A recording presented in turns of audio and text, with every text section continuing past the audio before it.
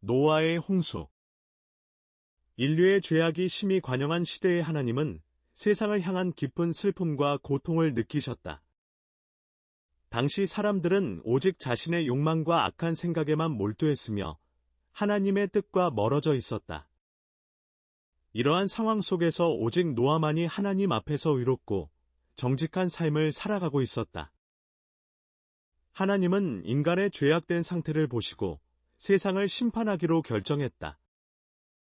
그러나 동시에 노아를 통해 인류에 대한 구원의 길을 열어두셨다. 노아에게 방주를 만들라는 구체적인 지시를 내리셨고 그 방주의 크기와 재료, 만드는 방법까지 상세하게 알려주셨다. 이는 단순한 생존의 방법을 넘어 하나님의 구원 계획의 상징이었다. 방주 건조는 쉽지 않은 과정이었다. 당시 사람들은 노아를 비웃었고 홍수의 가능성을 믿지 않았다. 그러나 노아는 흔들리지 않고 하나님을 신뢰하며 묵묵히 방주를 지었다. 그의 믿음은 오직 하나님의 말씀을 전적으로 신뢰하는 것이었다. 이는 후대 믿음의 사람들에게 중요한 교훈이 되었다. 홍수가 시작되었을 때 하나님은 노아와 그의 가족, 그리고 각 종류의 동물들을 방주에 보호하셨다. 40일 동안 쏟아지는 비와 지하수의 분출로 세상은 완전히 물에 잠겼고 모든 생명체는 죽임을 당했다. 이는 하나님의 공의로운 심판을 보여주는 사건이었다. 홍수가 끝난 후 노아는 방주에서 나와 제단을 쌓고 하나님께 제사를 드렸다. 하나님은 노아와 언약을 맺으시며 다시는 홍수로 세상을 심판하지 않겠다고 약속하셨다. 무지개는 이 언약의 증표가 되었으며 하나님의 긍휼과 은혜를 상징하는 표징이 되었다. 이 사건은 단순한 역사적 사실을 넘어 하나님의 심판과 구원, 인간의 믿음과 순종에 대한 깊은 영적 교훈을 담고 있다. 노아는 당대에 의롭고 하나님을 신뢰한 모범적인 믿음의 사람이었으며 그의 이야기는 오늘날까지도 신앙인들에게 중요한 메시지를 전달하고 있다. 노아의 의로움.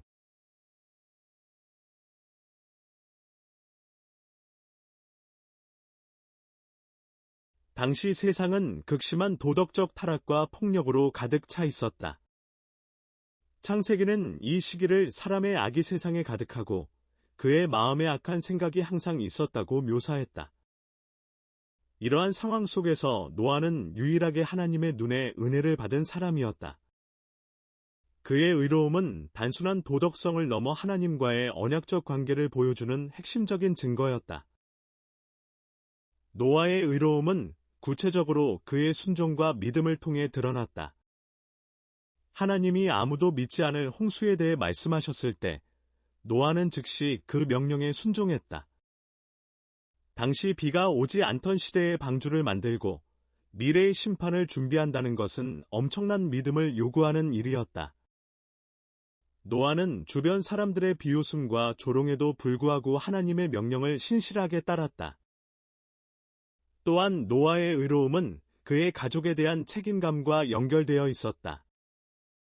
그는 단순히 자신만 구원받는 것이 아니라 가족 전체를 하나님의 구원 계획 안으로 인도했다. 방주를 준비하고 동물들을 보호하는 과정에서 그의 믿음과 헌신, 책임감이 완벽하게 드러났다. 이는 개인의 구원을 넘어 공동체적 차원의 구원을 준비하는 모습이었다.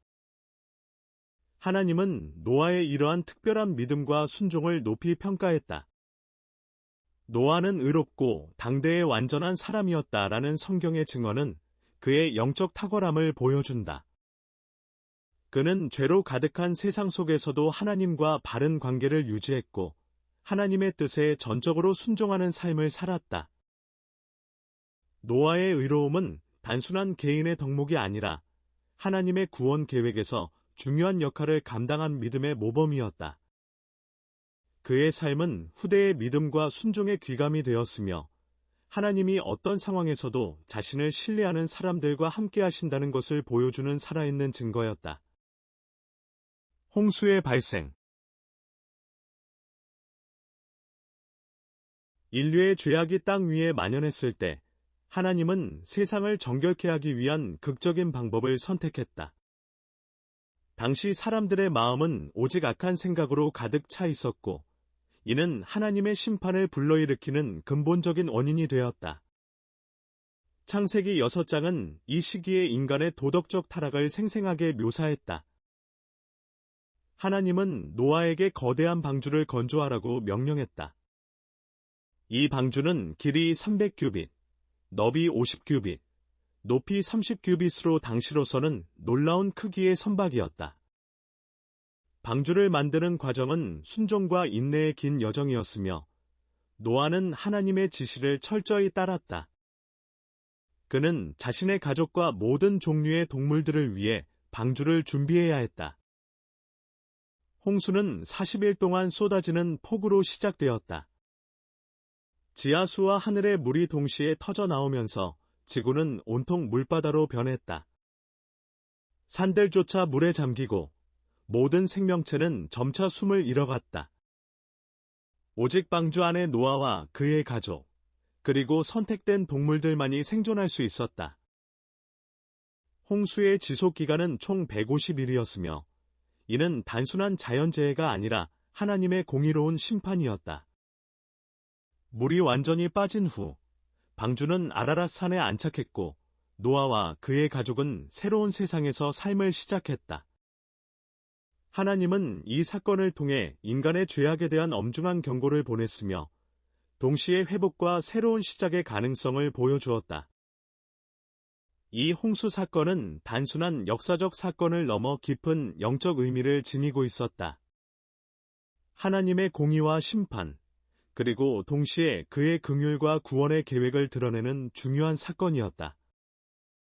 노아를 통해 하나님은 인류에게 새로운 기회를 주었고, 이는 하나님의 끝없는 사랑과 구원의 계획을 보여주는 상징적인 사건이었다. 노아의 언약. 홍수가 끝나고 노아와 그의 가족이 방주에서 내려왔을 때 하나님은 인류와 새로운 관계를 맺었다. 이 언약은 단순한 약속 이상의 깊은 의미를 지니고 있었다. 하나님은 더 이상 물로 세상을 심판하지 않겠다고 엄숙하게 선포했다. 하나님은 노아에게 직접 언약의 증표로 무지개를 주었다. 무지개는 하나님과 땅 위의 모든 생명체 사이의 영원한 언약의 상징이 되었다. 이 언약은 하나님의 긍휼과 용서, 그리고 인간에 대한 끝없는 사랑을 보여주는 놀라운 표현이었다. 이 언약은 단순히 자연재해로부터의 보호만을 의미하지 않았다. 더 깊은 영적인 의미를 담고 있었다.